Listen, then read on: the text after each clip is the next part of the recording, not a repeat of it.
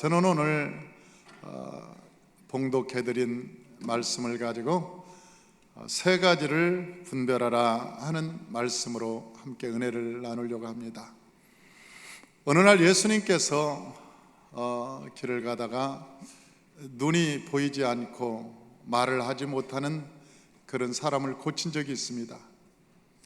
그 예수님께서 사람을 고치실 때는 그 마음에 지극한 사랑과 긍휼함으로 고치는 것을 우리가 볼 수 있는데, 이 눈이 보이지 않고 말을 할 수 없는 그런 사람이 여러분 고쳐졌으니 그 본인은 얼마나 신이 났겠습니까? 얼마나 기분이 좋았겠습니까? 사람이 눈이 보이지 않다, 눈만 보여도 여러분 살만한데 말하지 못한 사람이 말을 할 수 있으니 얼마나 행복했을까? 제가 연초부터 목소리가 나오지 않아서 말을 하는데 너무나 불편했어요. 말을 하면 이 목이 아프고 따끔거려서 말을 할 수 없고, 또 말을 하면 폴립이 생겨서 이 폴립 때문에 목소리가 제대로 나오지 않고, 맑은 목소리를 내는 것이 참으로 하나님의 축복이구나.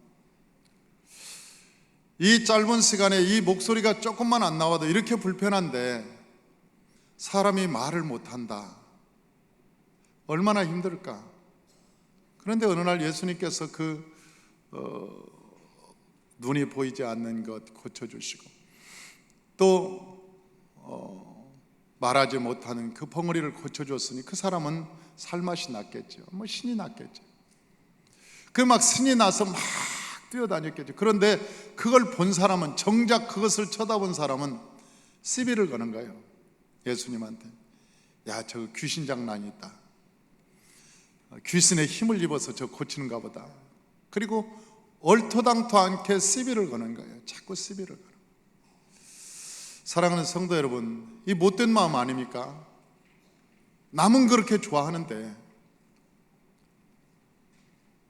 그러면서 그들이 이야기하기를 바알세불, 그때 당시 바알세불이란 말은 귀신의 왕인데, 그 귀신의 왕을 힘입어서 쫓아내는 것이다.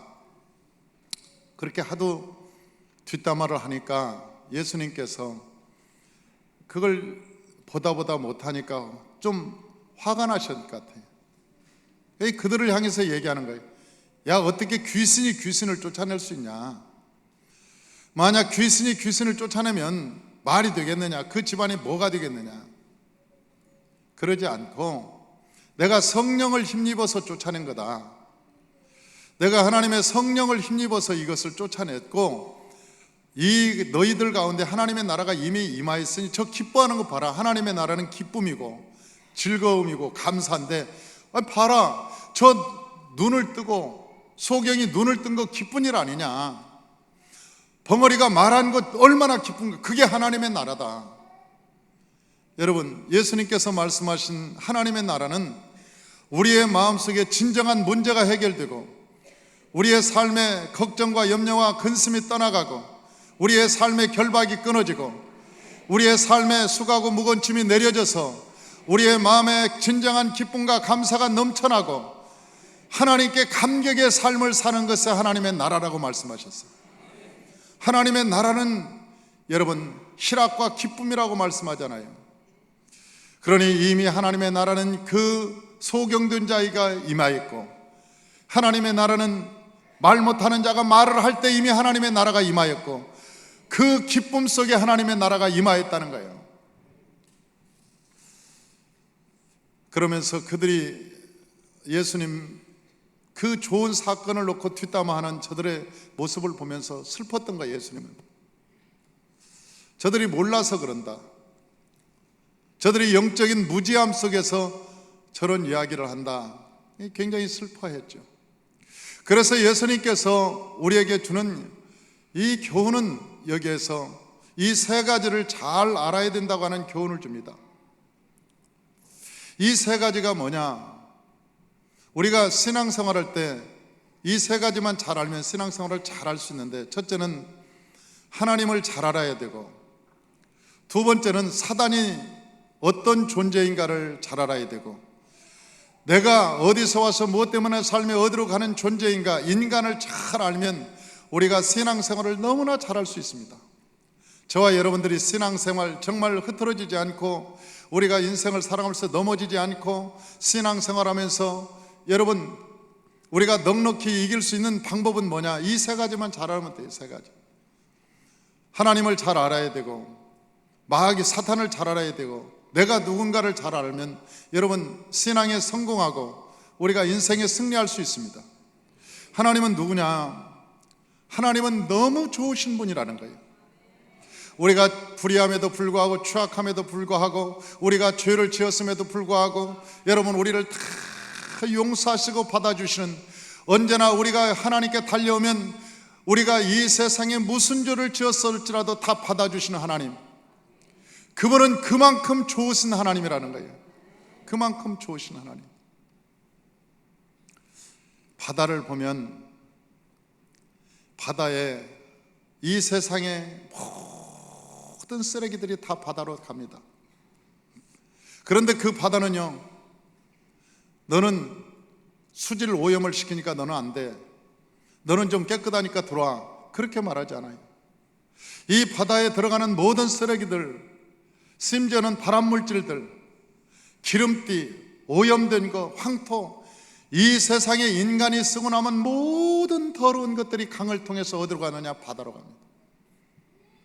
그런데 바다는 그것을 구별하지 않고 모두를 다 받습니다. 받고 정화시켜서 바다를 깨끗하게 하고 세상을 깨끗하게 하고, 그리고 바닷속에서 수많은 물고기들이 살도록 그 바다를 정화시켜서 또 만듭니다. 심한 파도를 통해서, 그리고 그 물결을 통해서 정화를 날마다 시키는 거예요. 여러분, 이 바다도 이 세상의 더러운 것을 여러분 구분하지 않고 다 받아줘요. 사람이 살면서 돈 얘기하는 것만큼 참 어려운 것이 없습니다. 이 돈 얘기한다는 것이요, 이게 친구지간에도 돈 얘기하는 것이 제일 힘들고 어려워요. 돈 얘기하는 것은. 야, 10만 원만 구워줄래? 그러면 눈치부터 달라집니다. 뭐? 여러분 3번만 그렇게 얘기해봐. 저놈 사귈 놈 안 되네.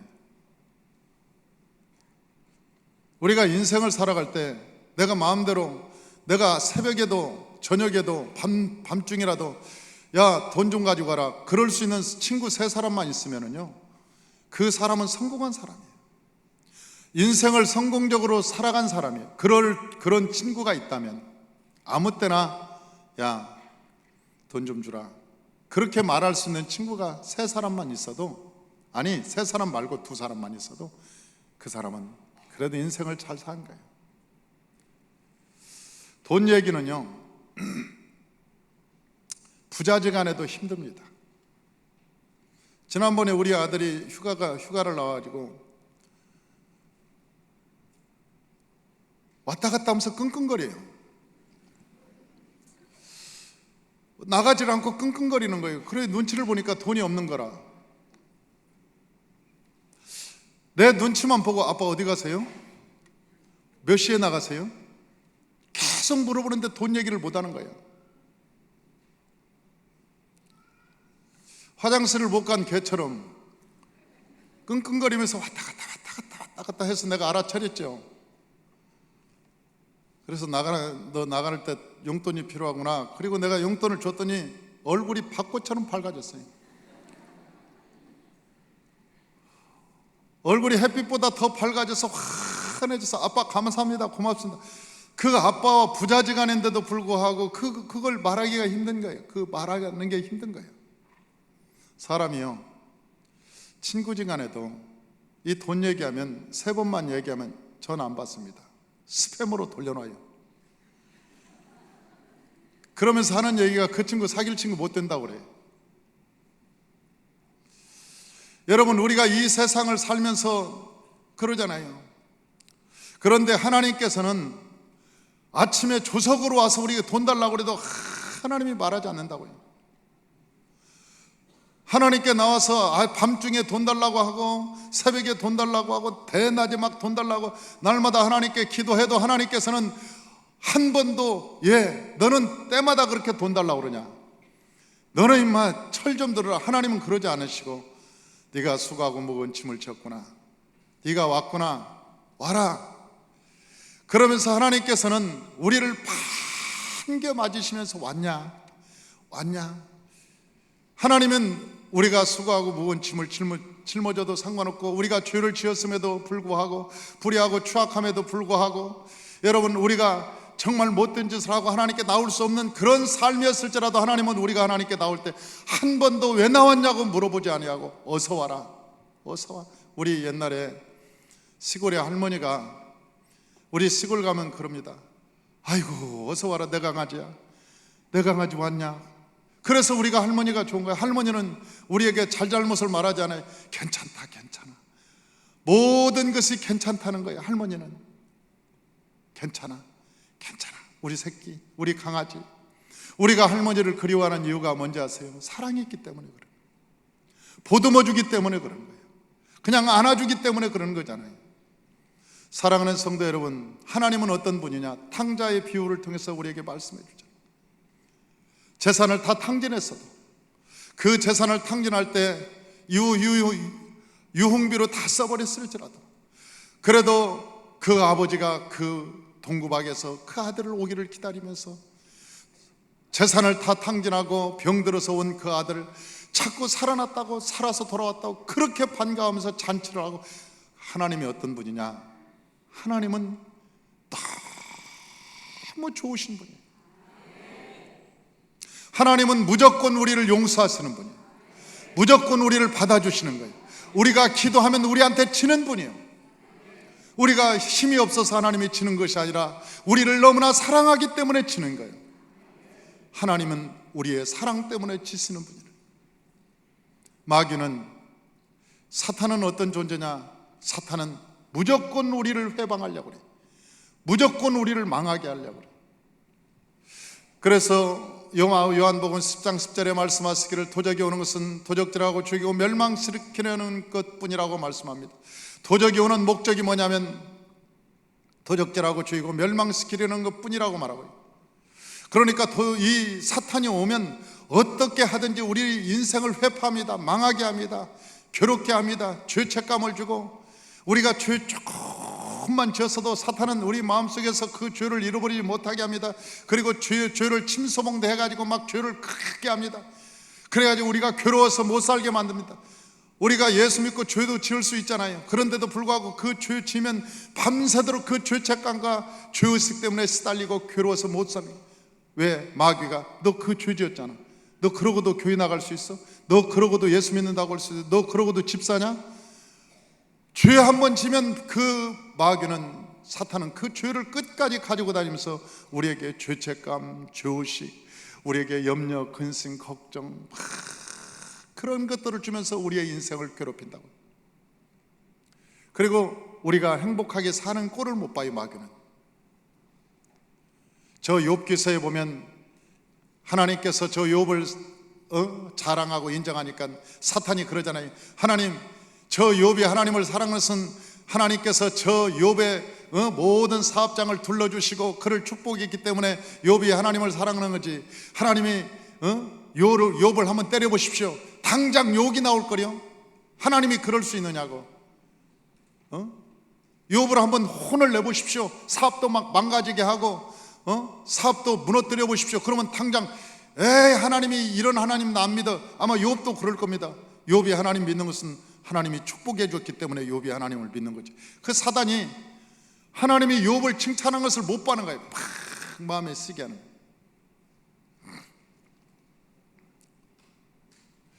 우리도요, 누가 칭찬하면 어떤 사람은 듣기 싫은 사람이 있어요. 목사님은 이상해. 목사님은 참 그 사람만 쳐다보고 설교한다.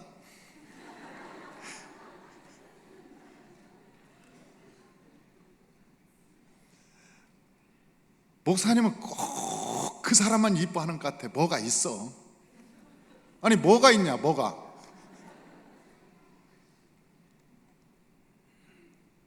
그 속에서 마음속에서 마음에 나도 모르게 시기와 질투와 그런 것이 나오는 게 뭐냐? 이게 내 속에 사단의 역사가 있기 때문에 자꾸 그런 마음이 생기는 거예요. 친구가 잘 됐다면 참 잘 됐다, 정말 좋다, 고맙다, 내 친구가 역시 내 친구야 그랬는데, 친구가 막 잘 됐다 하면 걔 어쩌다 그렇게 된 거지, 걔 몰라서 그러냐 너? 걔 학교 다닐 때 공부 지지리도 못했다 야, 어쩌다 신랑 만나갖고 그렇게 아주 팔자 폈어. 아니 자기 친구가 잘 됐다는데 왜 그렇게 시기하냐고, 응? 왜 그렇게 속이 시끄럽냐고. 아니 사람이 살면서 우리 마음에서요, 사탄의 마음이라, 사단의 마음. 이 하나님 사촌이 논사면 배 아프다고, 요즘은 도가 지나쳐서 설사한다네. 사촌이 논사면 이게 도가 지나쳐가지고, 아니 왜 잘 드는데 왜 그러냐고. 왜 잘 드는데, 내 형제도요 나보다 막 잘 살고 뭐 막 들으면 이상하게 배 아픈 사람이 있어. 그 속에 뭐가 있는가 봐야 돼. 그 속에 여러분, 사단의 마음은 남 잘 되는 거 힘든 거예요. 보기도 힘들고 생각하기도. 아니 옛날에 초등학교 애가 나보다 훨씬 잘 살고 잘 나가면 아니 박수 쳐줘야 될 일인데, 걔 그 어렸을 때 몰라서 그래. 걔가 지지리도 가난했다. 걔 공부도요 뒤에서 새는 게 빨랐어. 계속 사람의 마음에 험담을 해. 사단은 우리가 하나님의 축복을 받으면 계속 시험하고 험담하고 욕하고, 사단은 우리가 행복한 꼴을 못 본다고. 아담과 하와가 선악과에 저 에덴에서 살고 행복하게 사니까 그 꼴을 못 봐서 그냥 선악과를 가지고 유혹해서 가세와 엉겅퀴밭으로 이끌어 가잖아요. 그런데 사단의 전략은 뭐냐? 사단의 전략은 어떻게 하든지 주일 못 지키게 하는 거라. 주일 못 지키게, 어떻게 하든지 11조 못 내게 하는 거예요. 어떻게 하든지 하나님 앞에 헌신 못하게 하는 거예요. 어떻게 하든지 하나님 믿지 못하게 하는 거예요. 그러면서 말하기를, 야 하나님 믿어도 적당히 믿어라. 적당히. 왜? 마귀는 알거든. 하나님 진짜 잘 만나면 복 받을 걸 알거든. 하나님께서 우리에게 주신 복이 있습니다. 내가 너에게 복을 줄 때 머리가 될지라도 꼬리가 되지 않고, 올라갈지라도 내려가지 않고, 꾸어줄지라도 꾸이지 않는 여호와의 복을 허락하여 주리라. 하나님이 우리에게 준 복이 있어요. 그러니까 우리가 복 받을 걸 알아. 그러니 마귀는 어떻게 하든지 우리에게 하나님 가까이 가지 못하도록 하나님과 우리 사이를 이간질하는 거예요. 이간질. 그 이간질하는 게 누구냐? 사단이란 말이에요. 사단의 존재. 그래서 우리가 나는 교회 나와가지고 뭐 김 집사 때문에, 이 집사 때문에, 누구 때문에, 뭐 목사님 때문에. 어떤 사람은 교회 와가지고 설교하면서 내 목사님 넥타이만 보고 있습니다. 그리고 시험 드는 거예요. 이 목사님은 왜 넥타이를 이쪽으로 매가지고 신경 쓰이게 한다냐? 목사님 오늘 넥타이가 왜 저런 색깔이니? 진짜 안 어울려. 그러면서 아니 설교 들어왔지 내 넥타이 보러 왔냐고. 아니 오늘 설교 들어왔지 내 넥타이 보러 왔냐고. 그걸 가지고 예배 끝날 때까지 신경 씁니다. 희한한 사람들이 있어요. 희한한 사람들. 사탄은 설교 못 듣게 하려고 거기에 신경 쓰게 하는 거예요. 자꾸 거기에 신경 쓰게 하는 거예요. 사단이 하는 일은 하나님과 우리의 사이를 벌어놓는 거예요. 세 번째로 누구냐? 내가 누군가를 알아야 돼. 어떤 사람은 천상천하 유아도청처럼 내가 대단한 사람이라고 생각합니다. 그러나요, 여러분, 인간이라고 하는 것은 대단한 게 아니에요. 얼마 전에 보니까 삼성 이건희 회장이 병원에 입원해서 지금도 깨어나지 못하고 있습니다. 여러분, 그 재산이 수십조가 될 겁니다. 여러분, 돈이 없어서 그렇습니까? 그가 세운 삼성병원이라고 하는 세계 최고의 인류의 병원인데 72세의 젊은 나이인데도 불구하고 여러분 병상에 누워서 못 일어납니다. 사람이 살고 죽는 것은 돈에 있는 것도 아니고 명예에 있는 것도 아니고 여러분 이 세상에 권세에 있는 것도 아닙니다. 여러분, 돈이 없어서 그런 것도 아니에요. 사람이 살고 죽는 것은 하나님의 계획이요 하나님의 뜻입니다. 우리는 내일 일을 알지 못하는 존재가 우리라고 하는 거예요. 내일 일을 우리는 알 수 없어요. 어제 저녁에 어제 아침에 여보 나 다녀올게, 그리고 손을 흔들고 가서 못 돌아온 사람이 꽤 많아요. 못 돌아와요. 무슨 사고를 났든지 해서 못 돌아온 사람이 수없이 많습니다. 어저께 저녁에 자면서 내가 내일 아침에는 저 옷을 입고 가야지, 그리고 옷을 챙겨놓고 아직 못 일어나는 사람이 수없이 많다니까요. 밤새 안녕이라고. 인생이라고 하는 것은 내 뜻대로 내 마음대로 살 것 같아도 절대 그러지 않습니다. 인생은 하나님이 인생의 생사복을 주관하는 거예요. 할렐루야. 이번에 우리가 선거를 통해서도 많은 일꾼들이, 지역 일꾼들이 뽑았습니다.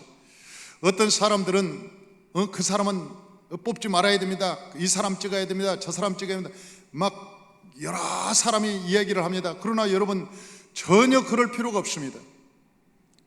하나님이 누구신데요? 성령님이 누구신데, 성령님께서 정말 기가 막히게 사람들의 마음을 움직여서 여러분 각자가 다르게 투표를 하게 하는 거예요. 그래서 여러분 선거 결과를 보면 기가 막힙니다. 80대 20 막 그렇게 지지 않고 대부분이 5% 아니면 많아도 10% 그 사이에서 당락이 왔다 갔다 하다가 이기는 거예요. 왜? 이긴 자도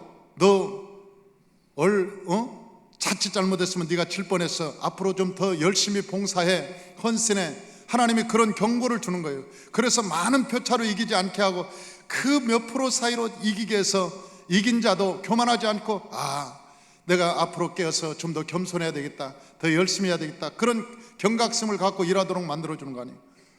또 떨어진 자도 네가 형편없이 떨어진 게 아니고 네가 조금만 더 분발하고 백성들을 잘 섬기고 사람들에게 많은 마음을 얻으면 너도 성공할 수 있으니까 다음번에 열심히 노력해라. 그런 마음으로 하나님께서는 여러분 몇 프로 차이 나지 않도록 여러분 비율을 맞춰준다고요. 그런데 감정이 실린 투표가 있다고요. 감정이 실린 투표. 감정적으로 투표하는 투표가 있어요. 그 감정적으로 하는 투표는 어느 지역에서는 80%가 나와버리고 그 상대 후보는 20%, 10% 나오고 막 그런 굉장히 큰 편차가 일어난 감정적인 투표가 있습니다. 그걸 갖다가 우리는 지역감정이라고 그래요. 지역적으로 집단적으로 감정을 표출했다는 거예요. 집단적으로 감정을 표출해가지고 한쪽으로 밀어버리고 그냥. 여러분, 그것은 얼마나 잘못된 겁니까? 너무너무 잘못된 거예요. 그래서 구조적인 악이 생기고 여러분 문제가 생기고 그런 것 있잖아요. 그렇기 때문에 저는 선거 때가 되면 누구를 찍어라, 누구를 밀어라 절대 그러지 않아요. 왜? 하나님을 믿으니까. 하나님께서는 성도들의 마음 각자에게 하나님께서는 A라는 사람은 1번을 찍게 만들고 B라는 사람은 2번을 찍게 만들고 균형을 하나님이 착착착착착 맞춰서 여러분 투표하게 하는 그 하나님의 전능성을 믿는 거예요. 우리가 투표하고 나서도 내가 뽑지 않은 사람이 뽑은 사람이 안 됐다. 여러분 어떻게 해야 됩니까? 에이 기분 나빠. 여기를 이 도시를 떠나든지 나라를 떠나든지 못 살겠어. 기분 나빠서. 여러분 그렇게 해야 됩니까? 내가 찍은 사람이 안 되면 하나님 앞에 회개해야죠. 왜? 하나님하고 내 마음이 일치가 안 됐으니까. 하나님 마음하고 내 마음이 일치가 되어서야 이게 돼야 되는데 하나님 마음하고 내 마음하고 지금 일치가 안 됐다는 게 여러분 하나님 앞에 회개할 일 아니요. 그러니까 하나님 앞에 나와서 하나님 몰랐습니다. 하나님이 그 사람을 뽑을 걸 나는 몰랐습니다. 하나님 용서해 주옵소서. 하나님은 만세전부터 그 사람을 택하려고 작정하신 모양인데 나는 다른 사람 찍었으니 하나님 죄송합니다. 그리고 하나님 앞에 죄송하다고 회개해야지. 그리고 아니 내가 찍은 사람이 당선이 됐으면 감사한금 내야지. 하나님 감사합니다. 주님 마음하고 내 마음은 딱 딱 맞았습니다. 어떻게 하면 이렇게 하나님 나하고 한 마음이 이룰 수 있어요? 내가 찍은 사람이 됐습니다. 감사합니다. 그리고 하나님하고 나하고 마음 맞춘 게 감사한 거지. 내가 찍어서 되었다 안 됐다는 것보다는 하나님의 주권을 인정하는 거예요. 할렐루야. 그래야 예수 믿는 사람이라는 거예요. 감정을 실어서 내가 찍은 사람이 됐네 안 됐네, 나쁘네 좋네, 그러면 하나님을 인정하지 않는 거예요. 나라는 존재가 여러분 얼마나 연약한 존재인지 아세요? 예수님도 이 세상에 인간으로 태어나서는 너무나 약하고 연약한 존재였기 때문에 예수님도 성령을 힘입지 않고는 일을 할 수가 없었다고요. 예수님조차도. 사랑하는 성도 여러분, 이 세 가지를 잘 알면 우리가 신앙생활을 잘 할 수가 있는 것입니다. 할렐루야. 저와 여러분이 얼마나 연약한 존재인가 내일 일을 알 수 없는 존재들입니다. 여러분, 우리가 사단을 이길 수 없는 존재들입니다. 왜냐하면 사단은 영체이기 때문에 여러분 보이지도 않고 우리가 알 수도 없고 볼 수도 없기 때문에 이길 수 없어요. 그러나 이길 수 있는 유일한 방법이 있습니다. 그것은 바로 성령을 힘입어서 이길 수 있는 것입니다. 저와 여러분이 성령의 충만을 받고 우리가 성령의 능력을 받으면 악한 마귀는 한 길로 왔다가 일곱 길로 떠나가게 되는 것입니다.